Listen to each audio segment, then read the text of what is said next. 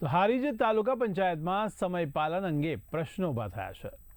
તો કચેરીનો સત્તાવાર સમય સવારે 10:30 વાગ્યાનો હોવા છતાં 11 વાગ્યા સુધી અનેક કર્મચારીઓ હાજર ન હોવાની ચર્ચા સામે આવી છે।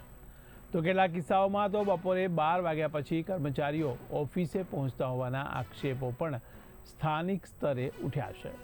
આ પરિસ્થિતિને કારણે કામકાજ માટે આવતા નાગરિકોને લાંબી રાહ જોવી પડે છે।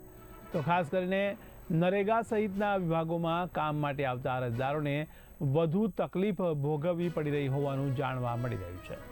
તો દૂરદરાજના ગામડાઓમાંથી આવતા લોકો સમયસર કચેરી પહોંચ્યા બાદ પણ સંબંધિત કર્મચારીઓ હાજર ન હોવાથી નિરાશા અનુભવે છે।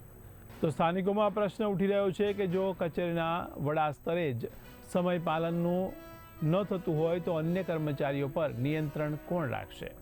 તો સરકારી કચેરીમાં સમય પાલન અને જવાબદારી ન હોય તો સામાન્ય જનતાને ન્યાય કેવી રીતે મળશે તેવા સવાલો પણ ચર્ચામાં છે। ત્યારે હાલ આ મુદ્દો તાલુકા સ્તરે ચર્ચાનો વિષય બન્યો છે। તંત્ર દ્વારા સમય પાલન અને શિસ્ત બાબતે યોગ્ય પગલાં લેવાશે કે નહીં તે અંગે લોકો રાહ જોઈ રહ્યા છે।